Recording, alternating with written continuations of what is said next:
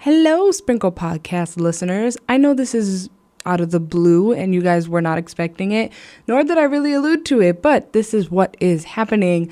Pretty much, long story short, my radio show that I host every Sunday, I had Jeff Benjamin on as a special guest, and he also did a co-host episode that was really, really, really a lot of fun.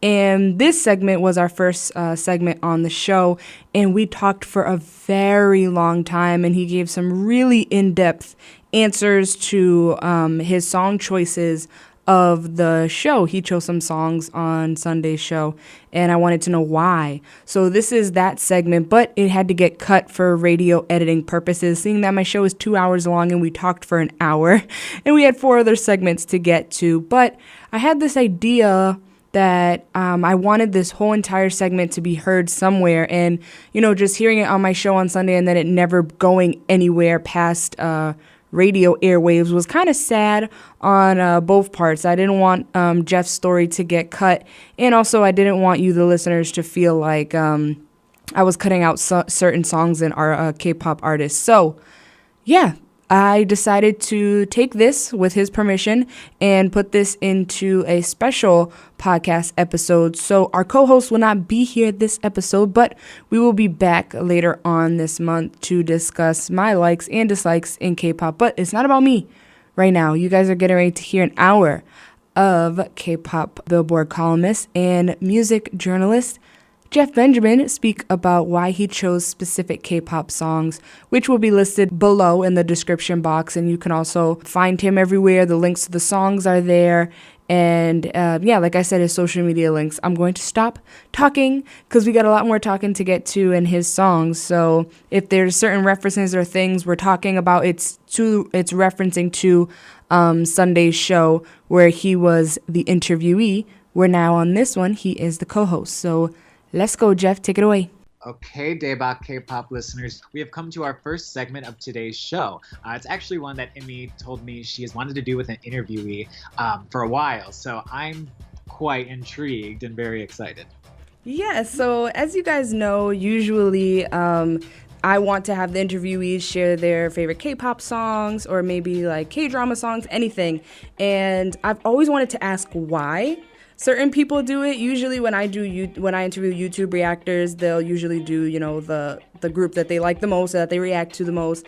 But for Jeff, when he was sharing like what he was doing, when he was live tweeting with you guys and he was sharing just little nuggets here and there, I was like, oh man, this is really cool to know. So I've always wanted to ask why they request these specific songs. And that's what we're literally going to do right now. So I take at least 12 to 16 songs, and all his songs were played besides 2. He also had requested BTS's I Need You and Sunny featuring Reina. The song is called A Midsummer Night's Sweetness. So those were the 2 songs that did not make the cut due to I just wanted to hear his interview more, especially for you guys. But let's get to the songs that actually did make the list. So let's start off with you talked a little bit about After School in your interview last week, but tell us why After School's song Because of You made the list. I had heard about K-pop here and there, and I'd listened to some things here and there, but I do remember having a specific moment with After School's Because of You. Whenever it came out, I think that was like 2008, 2009, actually probably 2009. Where it just kind of blew my mind. I mean, this song, if you know it, and hopefully you heard it last week, it starts off as a ballad, but then rapping comes into it, and then a beat kicks in, and then there's some auto tune, and before you know it, it gets into like this dance feel, and it's very pop. It's just all these different elements of music that I just kind of, it just really did blow my mind in the sense that, like, oh my gosh, all the things that I like about pop music, all the different elements are like combined into this one easy to digestible package. And I don't know, I was just so blown away by that. And it made me want to like explore so much more. Okay, so we are going to move on to another girl group that you also requested, which is on this list, is 21's I Love You. So let's hear why you chose that song as well. 21's I Love You. I really do think 21 is one of the best like girl group discographies like ever. then there's so many good songs by them, but I just remember specifically with I Love You. One, I think it's an underrated track of theirs, and two, I remember during the kind of K-pop explosion, the initial one that was going on with Psy and Gangnam Style and everything. 21 came out with I Love You that same summer, and people knew I Am the Best, people knew the other songs, but I felt like this was a really cool change of pace for them, and it still like got a really great response. It was really interesting, and I'm just always for an artist doing something unexpected or something different with their music and their art and what they do. So I don't know, it just always like stood out as a special song to me, not only sonically but also just in like the story of 21's career.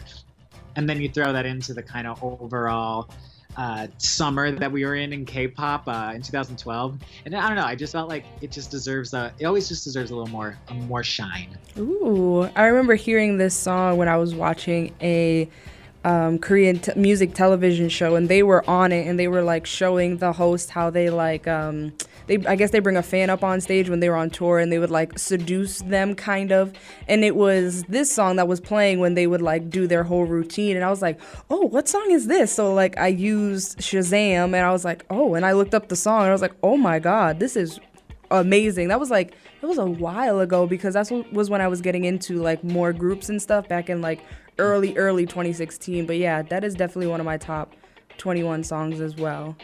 Okay, and then we have IU featuring Seo Taiji. There's different ways to say his name. It depends. If you know how to pronounce his name, help me, Jeff. But I always mess up. Seo Taiji. Taiji. Yeah.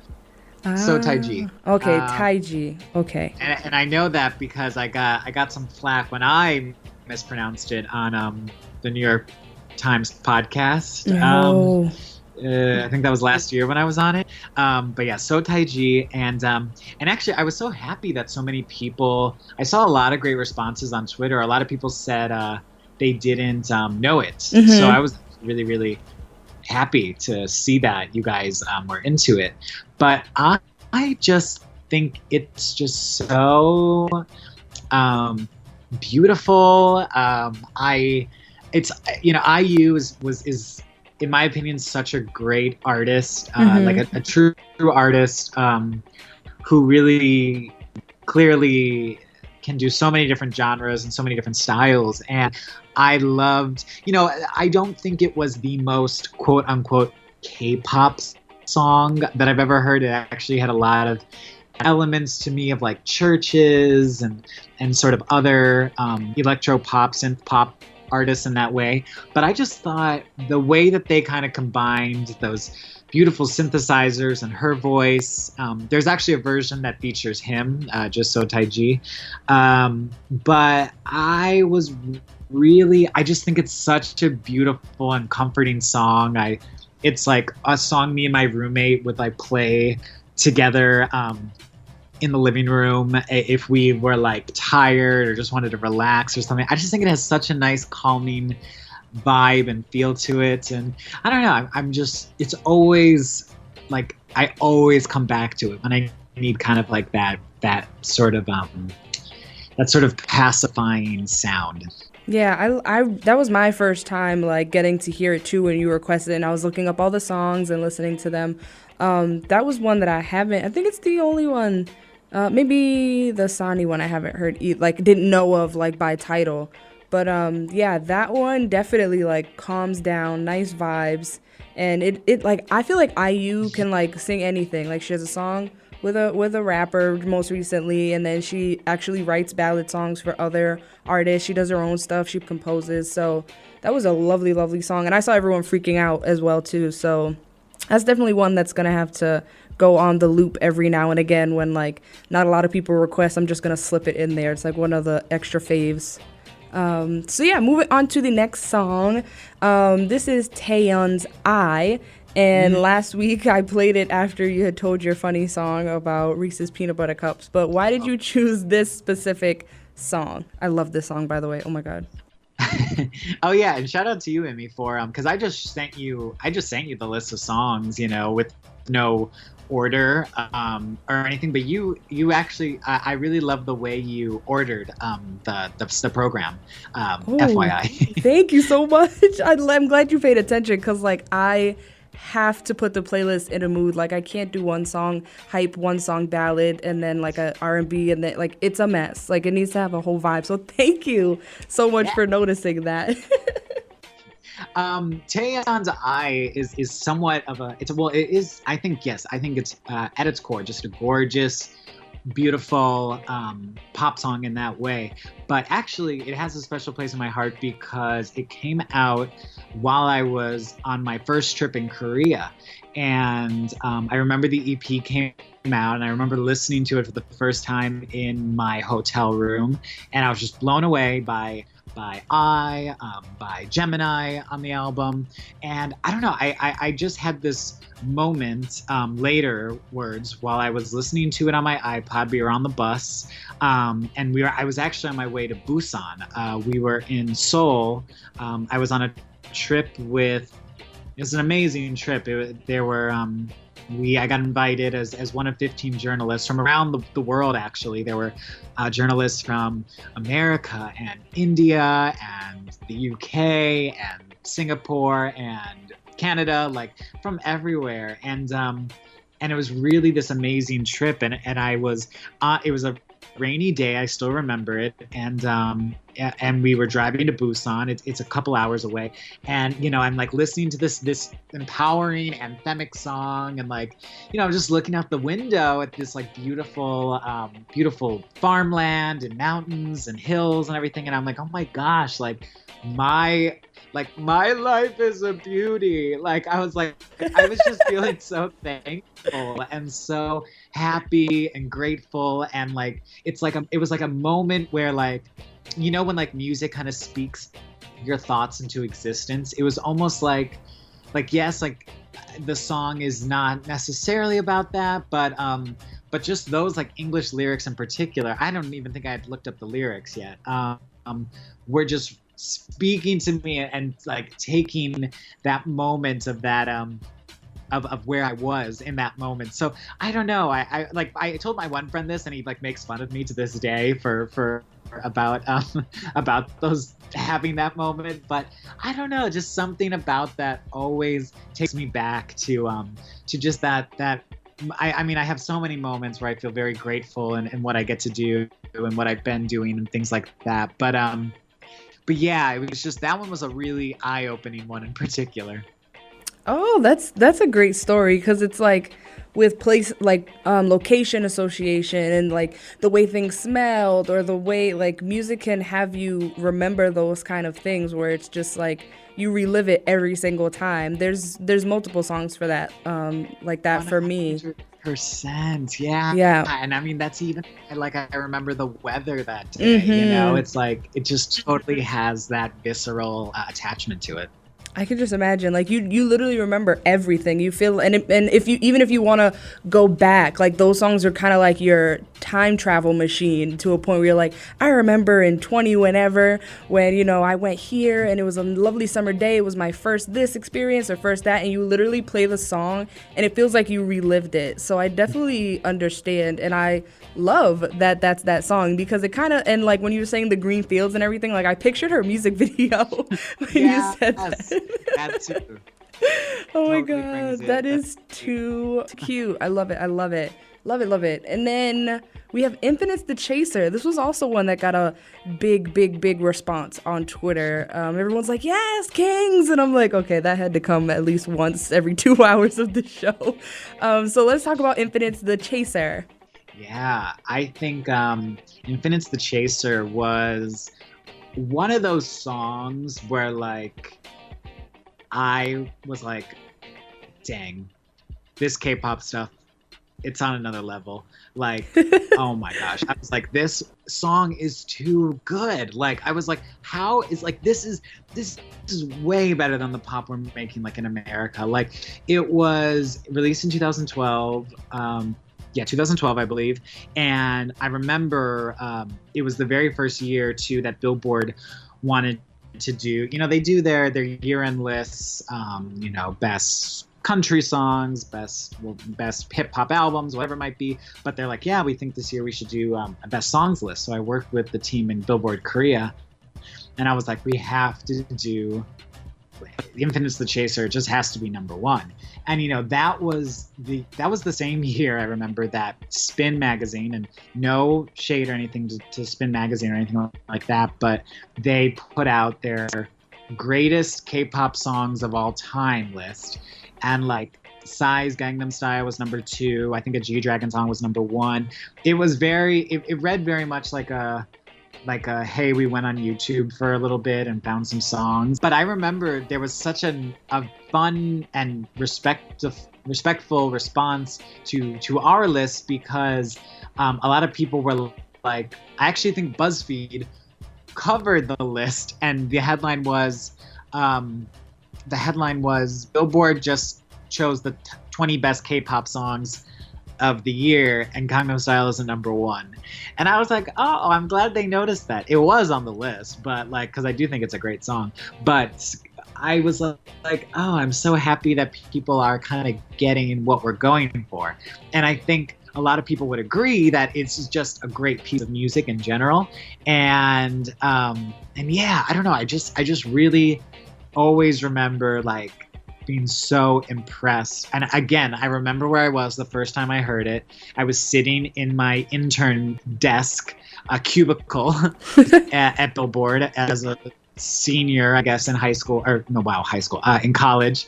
And I remember like my mind being blown by like even just like the intro of it. Like I was just so impressed. And yeah, Infinite has been one of my favorites for a really long time. We got to see them. We did the very first K-pop live performance at Billboard Studios with them, where they performed The Chaser and Paradise, I think it was. And it was just so special for me in so many ways, because it felt like kind of that full culmination like moment. Like, oh wow, like, it's like full circle in that way. See, this is why I wanted to do this segment. Do you see all these great experiences?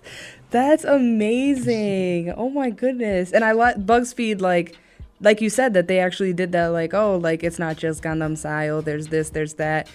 Check out these K-pop songs that you may not know, or these K-pop songs past Gangnam Style. So that was great. Another great story. So thank you, Taeyeon and Infinite. And so, on to Blackpink's Ddu-Du. Why did you select, I know I said it so so why did you select this specific Blackpink song? Yeah, well, one, I've just been so excited about Blackpink's kind of rise and come up and everything.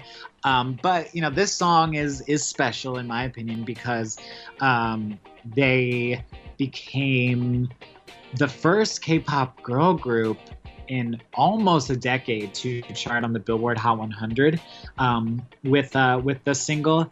And I don't know, I really do think that it's something I know for a while, and I don't get me wrong, like I understood those concerns, or I understood where some maybe detractors or fans were concerned or coming from, that like there was kind of this worry that they were just kind of being a rehash of 21, or that they didn't have their own distinct style. But I really felt like Blackpink with songs like, I love their song Whistle a lot too, but I love Ddu-Du, and I think it's just I really do think there is this sort of like empowering feeling to it. They're owning, there's a lot of like there's a lot of shout outs to their own name in it. It just feels like they're really owning themselves, their brand, their group, who they are. And I don't know, I see why it's connecting in America and the West specifically.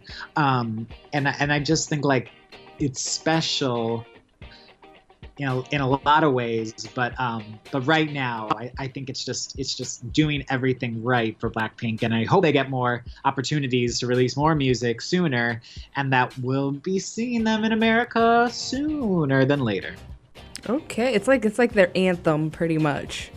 Yeah, it's like the Blackpink anthem. Right, like Kumbaya is that, like they're owning who they are as a group and their group identity. And I wrote a little something about that for Billboard when the song came out originally. Um, and I do think there's a reason it's them connecting right now. Okay, Blackpink, we hope to see you in America later on this year. We got a couple more months left, so you got a couple more chances to come on over. And let's keep it in the YG family. So next on the list was Big Bang's Haru, which is like a fan favorite, international as well as Korean fan favorite. So let's talk a little bit about that. Yeah, another like very strong memory for me because I remember Big Bang was the first, or I don't know if they were the first, but one of the biggest like arena show, one of the earliest, biggest arena shows for K-pop in America. And I remember I went to their, I was, talking to them backstage, went to the show, and this was in 2012 at the Prudential Center in Newark. And I remember it was during Haru. I can never say that correctly. I feel like I always sound like a dog when I say Haru. But I'm trying to be disrespectful. I think something with the pronunciation just doesn't work with my my mouth. That's what we get for being Americans and not knowing how to like all of a sudden not have any like V's or R's in our vocabulary. Yeah. How do you say it, or how do you say it? I just say Haru. Haru. Yeah. Okay. There you go. All right. Bad. Yes. So, and I remember I was in this arena, and I still remember I was with a fellow reporter. His name is William Gruger. He worked at Billboard, went to work at Vine, and now works at Tidal. Still a friend of mine. We were standing next to each other, and I remember that we were watching the concert. And it was the middle of Haru, and I think the chorus is more or less all in Korean, if I'm correct. But this whole entire arena was singing this song. This whole America, we're in Newark, New Jersey. It's right outside New York City. Yes, there might be a large Korean population, but it was like that eye-opening moment with me in K-pop where I was like, this does not happen with other genres. There's no way all these people speak Korean, and I knew for a fact they didn't all speak Korean. Like, duh, that's what K-pop fans are. But like, two, also I was just like, but they're all like passionately singing this song, and like, there's a reason this song and this music and these artists are connecting with them.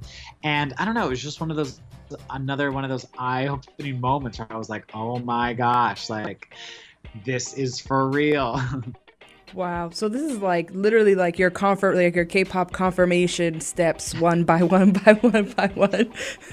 More or less, kind of like, the internal confirmation, the external confirmation. Yeah.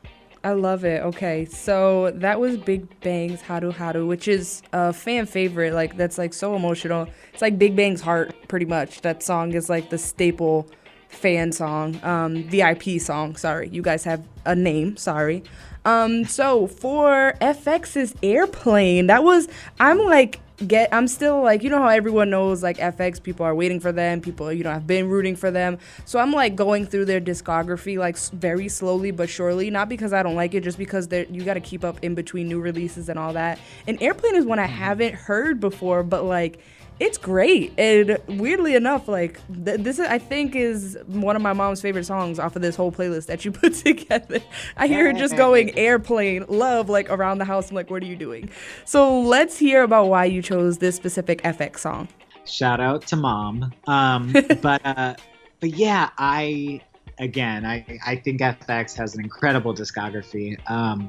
And I chose that because it wasn't a release, it wasn't a title track or a single or anything like that, but I chose it because I think that album that was in 2013, I believe, the Pink Tape album, and that was one of the first K-pop albums where like I was like, oh wow, K-pop is like coming now with the full-length albums. Or like, I don't think I would be remiss or incorrect to say that lots of times, and especially in the earlier days of kind of this modern day in K-pop, the singles were the main focus of the release. The album tracks, the other cuts were usually not as strong. But I really thought FX's Pink Tape album was like incredible from start to finish, and I heard so many people kind of talking about Airplane, and I loved Airplane, and I truly think it should have been like a repackaged single. But I saw that song particularly as a moment where I was like, wow, like K-pop artists are now like they're bringing that high quality music to the full package now. Like it's the whole album now. Like I think we're gonna get to a place where this high quality music, these great songs are gonna just kind of fill up an entire album. It's not gonna be kind of like how we were admittedly in the West, like with like, you know, Christina Aguilera's first album, in my opinion, has a lot of filler on it, you know, and that's kind of how those albums were for a while. You know, I don't think anyone really listened to like a full Mandy Moore, Jessica Simpson album, but like that's how you sold records back in the day, is that you had the singles and then you kind of filled it up with other things that could just, you know, fill up the CD. But I think K-pop got to this really exciting point where even the album cuts can get a fan following in that way too. And I don't know, like Airplane, I just think it's so good. And we did actually, there was I think it was called Deep Cuts Week or something at Billboard, and me and a couple other reporters, we worked on a list of like the greatest K-pop deep cuts. It was supposed to be deep cuts ever, but then we just made it of this decade because it was already way too difficult, and we chose Airplane as number one, like unanimously, I think, more or less unanimously. Wow. But it's such a good song and so atypical and so cool, and yeah.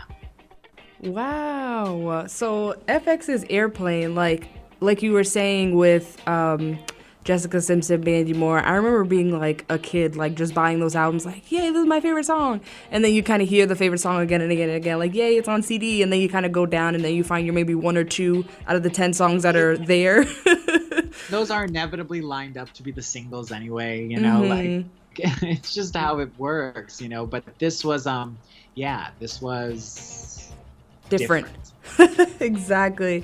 And I feel like now, so many people love the B-sides, C-sides, D-sides, all the way down to Z, mainly because now idols are more self-producing and writing their own lyrics and getting to actually have moments where you can share why you wrote the song, who it was inspired by, how long it took, maybe your thought process when you were making it through like apps like such as VLive. And so, yeah, like I definitely do agree that and a lot of things, like girl groups, like full albums are like masterpieces. Like we know that girl groups do their quick like promotion singles because that's just how girl groups in Korea work. They're very fast and need to get out the most content. But like full girl group albums really just are amazing. They're like some of the best albums of the whole year in K-pop, and for me specifically. And so I definitely do agree, and I will look into the Pink Tape. I listen to some songs, but not all. But definitely the Pink Tape will be on my list as it already is, but I'm going to put an extra star next to it. Speaking of girl groups, let's go on to another one. This is Oh My Girl's Closer. I love Oh My Girl. Oh my God. So why did you choose this song? Yeah, Oh My Girl. I mean, they really have impressed me from the beginning. I remember I really liked their debut song. And I just, you know, like there were a lot of girl groups, I think, coming out in 2015. I think that was the same year as Twice, same year as The Arc. There was a lot of like healthy competition going on. And it took me a moment to find their song, but I really liked it the first time I heard it, the Cupid single. But then, and again, I was actually in Korea for this, but I actually didn't. I knew they were making a comeback. I just didn't get a chance to listen, but I got to hear the song for the first time actually during their comeback stage at M Countdown, which you guys know is like the one of the music chart programs that the artists who are promoting perform on like every week. So I remember kind of just being blown away by this it's a very ethereal, gorgeous synth pop song in that way.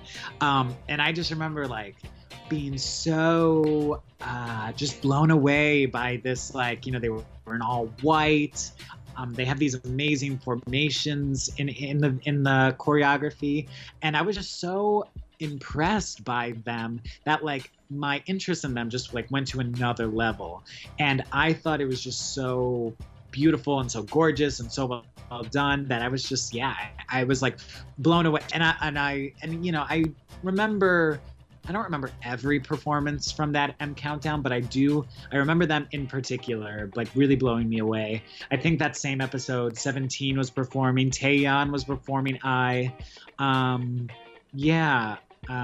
saw Big Flow for the first time. It was like, but it was definitely one of those moments where I was like, another like eye-opening K-pop moment for me for sure. And it's one of my favorite songs probably ever. Wow. How did you like them at KCON last year? Oh, I of course liked them. I wish we could have heard more or seen more from them. I know. But I was really hoping that, they weren't doing interviews when they were out there. So I was really hoping we'd get the chance to meet. But I have a feeling, I felt like, okay, that was my appetizer to them. I'm ready for the full, hopefully they'll be back in America, or hopefully they'll be an opportunity, soon to be able to get a chance to even tell them like, yo, I was blown away by Closer live. Oh, I know they'll appreciate that because like a lot of their other stuff got like kind of popped off a little bit later in their career. Well, 2016-ish, and then two singles in like 2017 a lot of people liked, but I know they'll appreciate hearing that song you like a lot. I cannot wait for Oh My Girl to call you on the phone and be like, let's do this. So speaking of 17, you had 17's Monsta on your list, which we also just saw at KCON a couple weeks ago, but why did you choose this specific 17 song? Yeah, I feel like it probably was, again, the M Countdown one that drew me to it. I really like 17. I think they have so many special things to offer. I think it's special because I am at the moment still the only U.S. reporter who has done an interview with them in America, which I'm very proud of. Ooh. It's a lot of people to keep track of. 13 people to get be able to sit down in one room. But I just remember we had the best like conversation and chat, and I remember specifically. We were like all in a circle. It's kind of like boys' time. We're all kind of like, they got all these chairs for us and we're all just, huddled in a circle. But Vernon in particular, he was telling me, he's like, yeah, I remember when we debuted, my parents and my family were sending us Billboard articles that were being written about us, and they were probably written by you. He's like, I didn't know your name back then, but he's like, because I remember writing one of 17's earliest articles at that time. And because I was just so impressed not only by their size but also just what they were doing and what they were creating and performing, and the fact that they wrote and choreographed and produced their own stuff. I don't know, I was just so impressed by them. And then I remember specifically with Monsta, that was released in late 2015, when I got to see that at M Countdown. I just remember like it was such a good performance. And then they have that one signature move where they kind of are punching in the air and kind of like kicking out to the, like they kind of almost like rush to the front of the stage. And, like they, I just remember like thinking that was so cool to see live, and like just a reminder of how important I think it is to, we can all watch music videos or we can all kind of watch via the screens, but seeing it live is just a whole nother experience.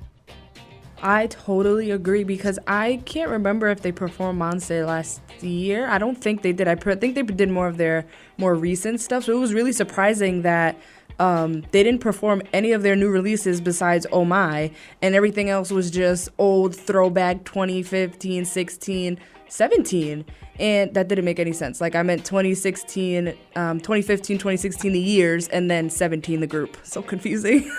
I think they performed like one B-side from the new album, I think. Mm-hmm. But yeah, I mean, like I also just thought it was just so amazing how do you remember during you're talking about KCON this year, right? Mm-hmm. This year and when like last year too. This year in particular, I thought it was so funny how I think it was during the chat or during like the couple dance or something. They were singing, like they just kind of like, I think the group just sort of like sang. They were just like, oh, everyone knows this move, and they were like Monsta, Monsta, Monsta, and the entire arena just instinctively started like doing the hand waves with that too. And I was like, oh my gosh. I was like, one, amazing. Two, could 17 be the next like K-pop group to play arenas? Like, I don't know, like they just had such control over the arena in that way too, and I was very impressed in that way as well. Oh my gosh, I cannot believe you just said, like, I made a tweet while they were performing. I'm probably gonna find it deep down and quote tweet it. I was like, 17 could sell out Staples Center easy.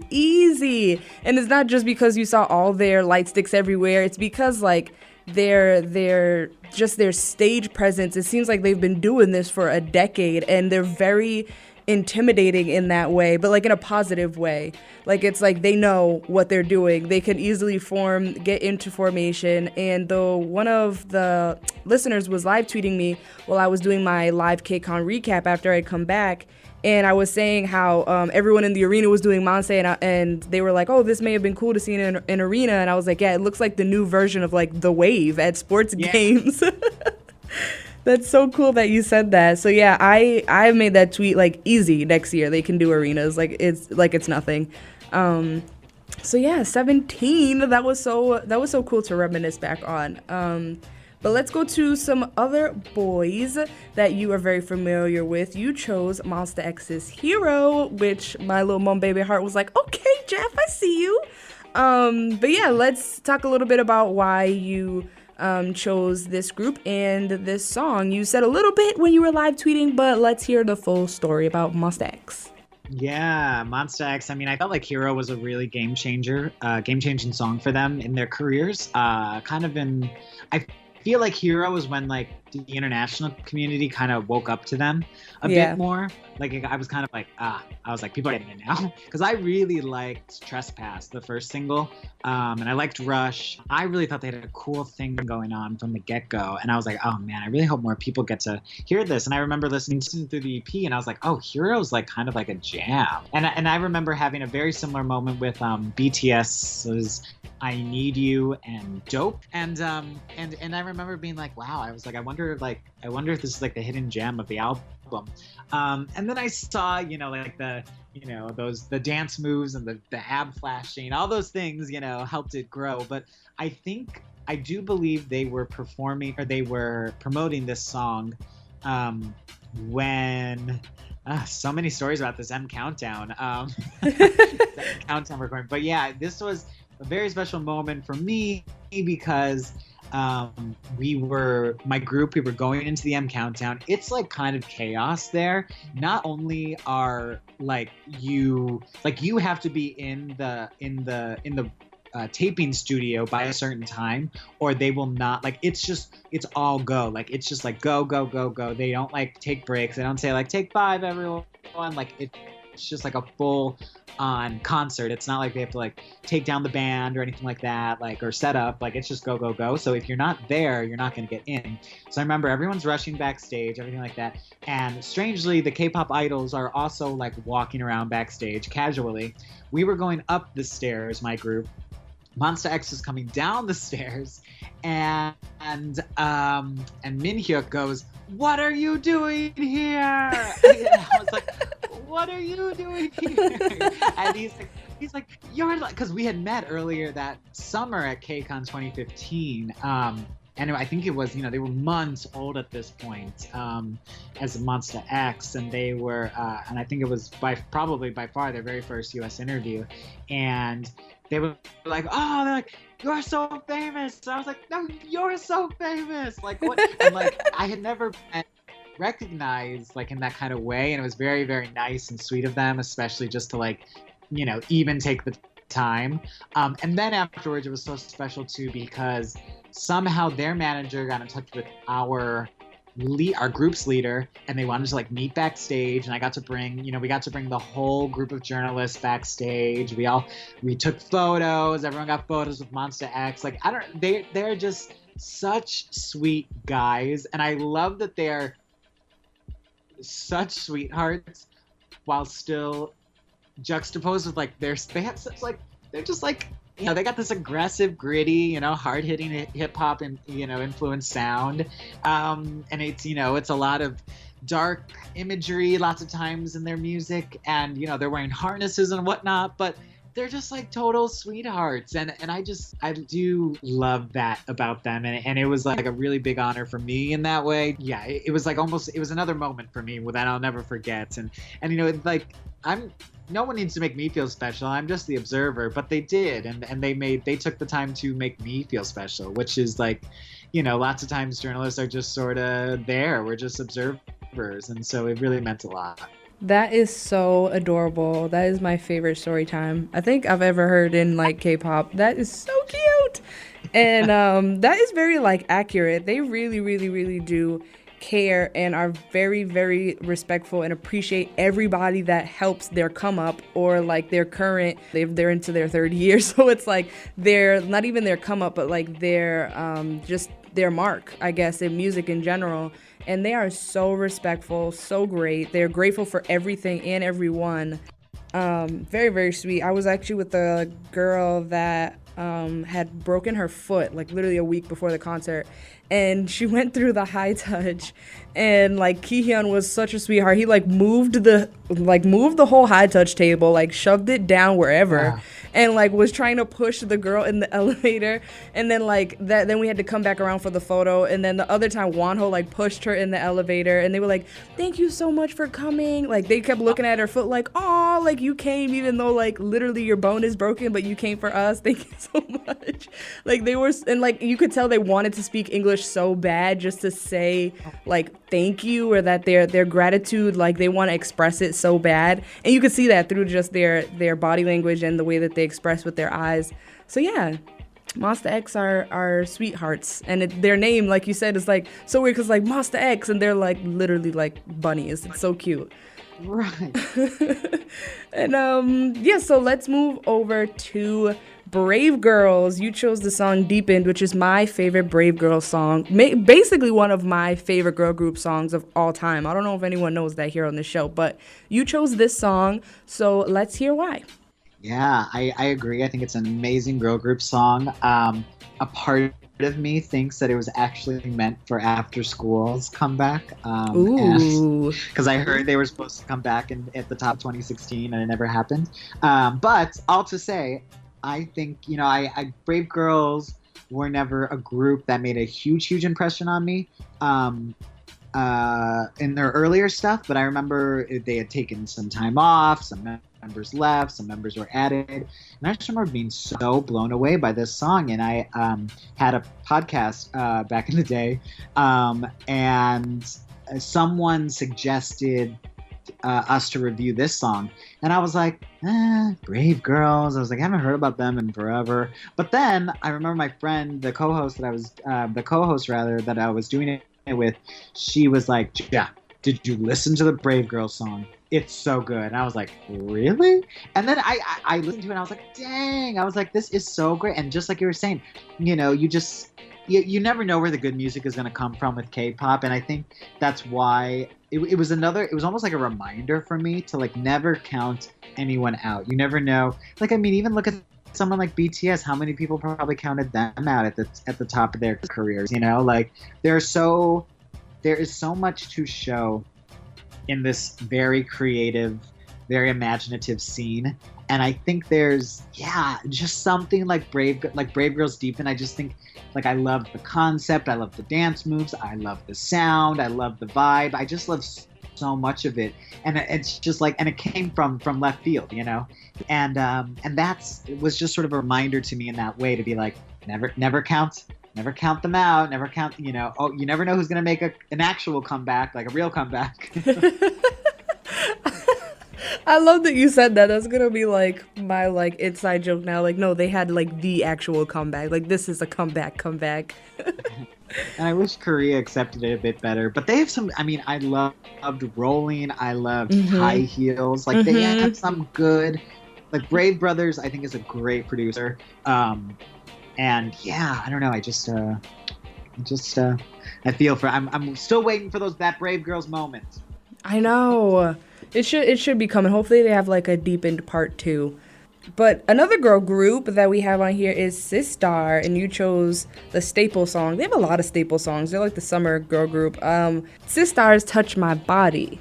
Yes. I think that song that used to actually be. It still kind of is my go-to song when I'm showing someone K-pop for the first time. It's one of my Really? go-to songs. Yeah, I just think it's so bright and happy and K-pop and accessible and just like so many things that I love about this music scene that that just makes it so easy for someone to get on board with it. I actually, when I was in LA for KCON, I was staying with my old roommate in New York, and he's just moved to LA. Shout out to Edward, making it happen.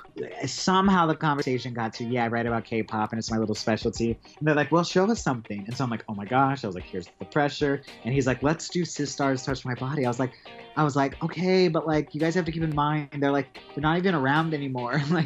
And then we showed them, they loved it. One of the people actually texted us in the morning and said, I am so sad Sistar's not around anymore because I will never get to experience "Touch My Body" live, I guess is what this means. I was like, Wow. oh my gosh. I don't know. I just think it's such a good go-to start-off song for K-pop. If you're introducing someone to like new stuff, I usually start with them or Big Bang's "Fantastic Baby." Lately I've been doing Blackpink's "Kumbaya," go right into "Whistle." Yeah, Girls' Generation, I Got a Boy. Those are usually the go-tos, but Sistar "Touch My Body" in particular. And I think they were just such a force to be reckoned with. You know, they did so many things. They weren't from a big company, and they just did so well, so fast. And I don't know, I was just always very, very impressed by their work ethic. Wow, I didn't know that would. I didn't even think to ask you like what kind of songs do you like recommend to people that are just getting into K-pop or maybe want to watch a video or two or hear a song or two. But yeah, that's great. You always feel proud like you've done a great service when someone texts you like, I can't get this song out of my head, or oh, I'm so sad that they're not together anymore. Like, don't show me groups that aren't together anymore because I love this song or I love this album or whatever. So it's like your little like brush off your shoulder moment. You're like, yeah, I did a good service to the K-pop community, or that's how I feel. And so this is the last song. It was also the last song of the whole entire set list last Sunday, and this is BTS's most recent release, Idol. It was the version featuring Nicki Minaj. So if you want to talk about that a little bit, and then Jeff is gonna wrap up this segment, but let's hear about BTS first. Yeah, I hope I haven't bored anyone for too long, but it has been so fun. Yeah, I don't know. I am like bursting with ideas about Idol, and like I haven't even put them down on paper yet because like I feel like I'm still figuring new things out about it. I don't know. I just think it's such a statement piece in so many ways.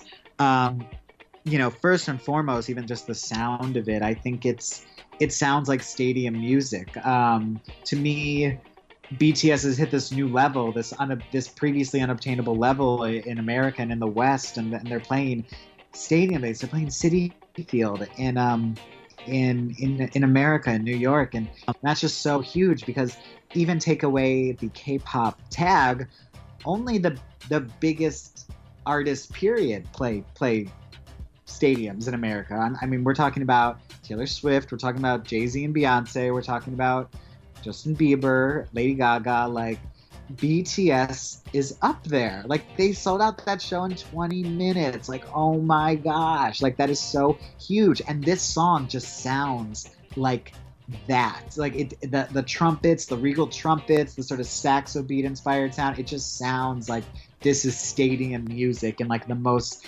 I don't like the word epic, but I'm going to use it here the most epic way possible because I think it's actually being used appropriately here. Um, but the sentiment itself too, can call me idol, can call me artist.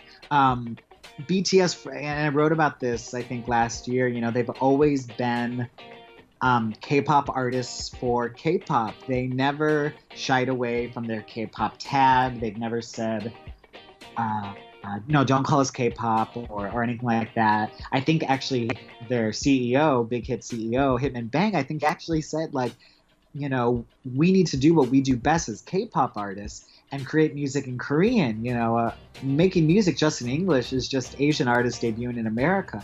We are good at K-pop and we need to make good K-pop music. And I always loved that mindset and that pride about being a K-pop artist. And that's the whole thing, is that K-pop idol, right? Like for the longest time, it sort of has this negative connotation. I think a lot of people say, oh, idols, or when an idol, quote unquote, is going into acting, there's sort of like this stigma, right? They're like, oh, they're an idol turned actor, or things like that. Or there was Tiffany Young from Girls' Generation just gave this amazing interview on the Zach Sang show, and she's talking about the difference between idols and artists, and she's kind of almost saying it's one and the same, but people think it's this different term. And I love that BTS, who are more or less considered artists, and always considered artists, are just saying, we're going to call this song idol. You can call us idol. You can call us artists. Doesn't matter. I still love myself, and you can't stop me from loving myself. And I just love that so much. Fast forward to the actual version that has Nicki Minaj. It almost just felt like a flexing move at that point. It's like, yeah. they're like, yeah, like, did she need to be on? Maybe. I think it's cool. I like her little what's good Korea. I've been a boss my entire career. I was like, okay, I see what you did there. But, at this point, it's almost like, I actually see a lot of fans saying, oh my God, these K-pop artists are helping out Western artists more than Western artists are helping out K-pop artists. And I think we've just kind of hit this amazing point where a Nicki Minaj feature is almost like par for the course now. And keep in mind, like, who does Nicki Minaj do, features for? She doesn't do them that often these days. She just put out an album herself. There's like, she's a busy woman. She is about being more selective with her features and cameos. So I don't know. It was just like, and I thought it was just a smart move of them to not only have their own version, but also have a remix with Nicki Minaj, and it's just only going to make them do better on the charts. It's a brilliant chart move as well, and just help them reach so many more fans. So I think I've just shared my entire thesis on BTS's idol, but I'll just say that's why I see it as the future of K-pop in so many ways. And yeah, I just it's such a statement in so many ways too. I like every time when I saw the collab, like I was like, oh snap, this is really happening, because we saw the little things when people were Shazamming it, and all of a sudden BTS Idol would come up, and then BTS featuring Nicki Minaj, and we were like, what's going on? Like, I just kept thinking about when BTS were at their first BBMAs, and they were talking about, like, they were starstruck. Like, it was that moment where they're like, oh my God, I've heard these people in my earphones since when I was, learning to rap, or, I take some of their techniques, or I respect them so much. And when Suga was talking about meeting Lil Wayne in the bathroom, but on his way to the bathroom, walking past Nicki Minaj, and his little gummy smile, and I'm like, little do you know, like, fast forward a year and she's on your song. Like, that's crazy. Exactly. Yeah. Crazy. It's just, they're breaking down so many barriers, and there's, I think, Psy and Gangnam Style and things like that in 2012, that broke the initial holes. But I really think what BTS is doing is just breaking down the wall in so many more ways, that you're just gonna, it's like, that song is the future. Wow. Saying it. Wow. And that, Jeff is gonna just wrap up this whole segment, since he just already took us to a whole other world and back. So I'm gonna let Jeff just keep doing what he's on a roll. Okay, well, yes, I guess then I will wrap up our first segment. And yeah, I just want to say, I'm glad you guys all loved my requests from last week. Thank you for letting me do the requests instead of you guys. I appreciate it. And yeah, and I actually really do hope that, yeah, explaining the meetings, the stories, the vibes that I was feeling made you guys like them even more. Yes, and that will conclude Jeff Benjamin's K-pop song list discussion. Thank you all so much for listening in. See ya!